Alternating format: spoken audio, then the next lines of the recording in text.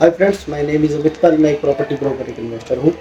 पिछले हमने कुछ वीडियोस में अपने इन्वेस्टमेंट्स के कुछ स्ट्रेटजी आप लोगों के साथ डिस्कस की थी। इसी के साथ हम आज एक टॉपिक पे बात करेंगे जो हमारा स्टॉक मार्केट से रिलेटेड है, जिसका हम काफ़ी जिक्र सुनते हैं लोगों से, इंडेक्स।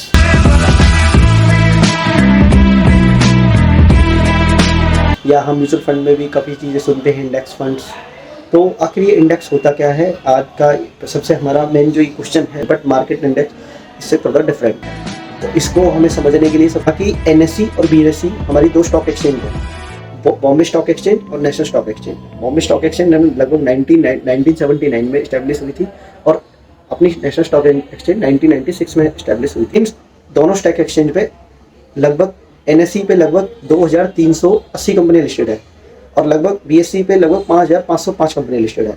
तो अगर हमें ये समझना हो कि हमारा बाजार आज किस तरफ मूवमेंट कर रहा है, या हमारा बाजार आज किस तरफ ट्रेंड में है, या किस सेक्टर में ट्रेंड में है, तो हमें या तो न्यूज़ की हेल्प लेनी पड़ती है, या फिर हमें दूसरों से वर्ड ऑफ माउथ से हमें पता लगता है, माउथ टू माउथ, कि आज बाजार में तेजी थी या आज बाजार में मंदी है। लेकिन अगर हमें ही ये चीज़ जाननी हो तो हमें एक इंडेक्स को जानना बहुत ज़रूरी है उस चीज़ के लिए। तो यहाँ हमें इंडेक्स हमारे लिए ज़रूरी हो गया और इसी वजह से इंडेक्स बनाए गए थे, क्योंकि 2380 कंपनियों को या 5505 कंपनियों को आप पर डे मॉनिटर नहीं कर पा सकते और आपको नहीं पता लग पाएगा कि आप किस सेक्टर में बिकवाली करें या आप किस सेक्टर में खरीदारी। हमारा जो एनएससी है, नेशनल स्टॉक एक्सचेंज, उसके जो मेन इंडेक्स होता है, वो जो रिप्रेजेंट करता है, उसका नाम है निफ्टी 50। आपने काफ़ी सुना होगा निफ्टी 50।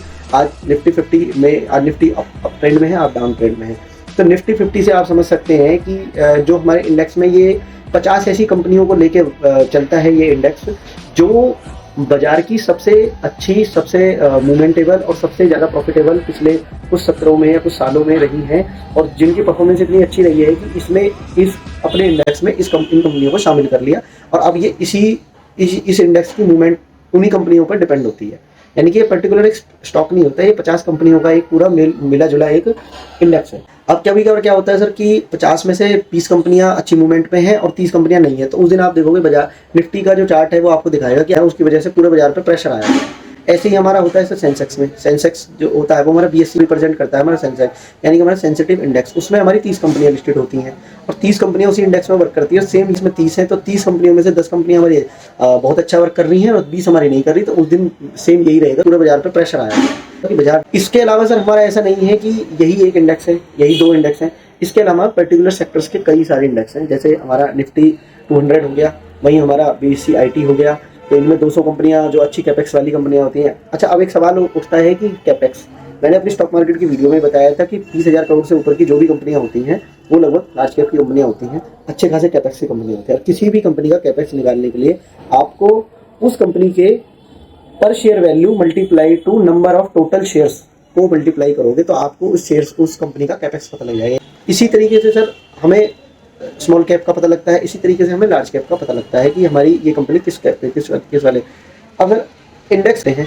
उसके अलावा सर इस तरीके से हमारा जो इंडेक्स होता है, मेरा मतलब मेरा मेन कंसर्न ये है कि जब भी हमें बाजार की मूवमेंट के लिए कुछ आइडिया लगाना हो या हमें पता लगाना हो कि बाजार में किस तरफ बिकवाली है, बाजार में किस तरफ खरीदारी है, तो वहाँ हमें इंडेक्स को समझना बहुत जरूरी है। जब हम सुबह बाजार ओपन होता है, मार्केट ओपन होती है, लगभग 7 बजे 8 बजे हम स्टार्टिंग करते हैं अपने न्यूज़ चैनल देखने के लिए, तो एंकर्स पहले ही बता देते हैं कि भाई आज बाजार में ये रहेगा, वो रहेगा, इस तरीके से रहेगा। तो बट हम लोग बाजार खुलने से लगभग 10-5 मिनट पहले जब बाजार एकदम निफ्टी खुलती है तो उससे हमें आइडिया लग जाता है कि हाँ भाई आज थोड़ा मूवमेंट इस तरीके से रहेगी। कई सारे एप्लीकेशन हमसे पूछते भी हैं कि क्या डाउनवर्ड रहेगा, अपवर्ड रहेगा, तो आप स्विफ्ट से बता भी सकते हो।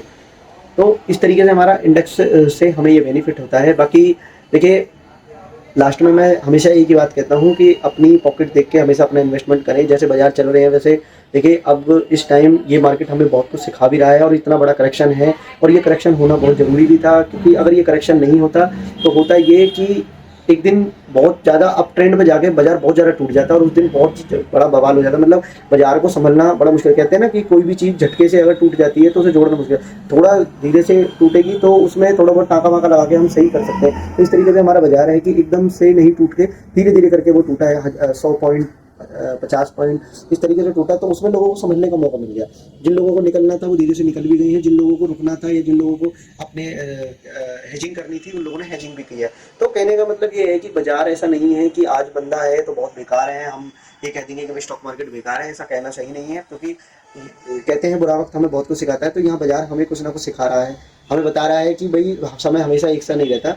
आज कल तेजी में आपने कमाया, आज आप थोड़ा मंदे में अगर आप बाजार को दे रहे हो तो ये समझिए कि हम वहाँ सीखने के लिए दे रहे हैं। बट बाकी केयरफुल रह के कहिए, क्योंकि पैसे हैं आपके, आप भी बड़ी मेहनत से कमा रहे हैं, सभी लोग बड़ी मेहनत से कमा रहे हैं। तो क्यों ना खुद को अपने आप को इस तरीके से अपनी पॉकेट को मैनेज करके चले कि जिससे कि आपको अपनी सेविंग्स तोड़ने का मौका ना मिले, और आपकी जो सेविंग्स ऐसे ही चलती रहे, आपके खर्चे ऐसे रहे। यानी कि स्टॉक मार्केट में कितना भी डाउन ट्रेंड चला जाए बट आपकी पॉकेट पे कोई फर्क नहीं पड़ना चाहिए, आपके घर के खर्चों पे कोई फर्क नहीं पड़ना चाहिए। इसलिए मैं हमेशा कहता हूँ इन्वेस्टमेंट वही होती है जो आप वो पैसे की करते हो, चाहे वो म्यूचुअल फंड में है चाहे वो स्टॉक मार्केट में, जो पैसा आपका अनयूज्ड, यानी कि वो पैसा ऐसा है अगर आपकी पॉकेट में रहा तो वो यूज हो जाएगा कहीं अननेसेसरी जगह, और आपने इन्वेस्ट कर दिया तो वो पैसा आपको कुछ दे देगा।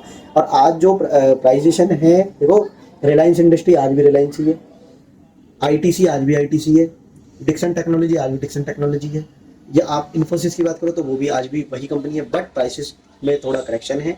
और आज आपके पास मौका है वो प्राइसेस पे चीज़ें बाय करने का। पर शर्त ये है कि लॉन्ग व्यू लेके अपनी जो है अपनी इन्वेस्टमेंट करें, क्योंकि देखो अभी ये नहीं पता कि बाजार में अभी 5, 10, 15, 20, 25 या 1 महीना और ऐसा ही रहे। अगर शॉर्ट कवरिंग करनी है तो आप शॉर्ट के लिए ऐसा आप अपना टेक्निकल अपने आप को स्ट्रॉन्ग आपका होना बहुत जरूरी है। जैसा कि मैंने पहले ही बताया था कि ट्रेडिंग के लिए आपको टेक्निकली के बिना आप नहीं काम कर पाएंगे। ठीक है, लॉस और प्रॉफिट चलता रहता है लाइफ में, बट सीखना बहुत ज़रूरी होता है। अगर आप सीखेंगे तभी आप आगे बढ़ सकते हैं। जैसा बाजार पीछे गया था, आपने बिना सीखे अगर पैसे कमाए बहुत अच्छी बात है, पर सोचिए अगर आप सीख के वो बाजार से जब सीख लोगे, छोटी छोटी चीज़ें या छोटे छोटे अपने प्रॉफिट काटने सीख लोगे, तो उस बाजार में आप सोचो क्या कमाओगे। तो इसी चीज़ के साथ मैं इस वीडियो को यहीं पर विराम देता हूँ। नमस्ते, जय हिंद, जय भारत।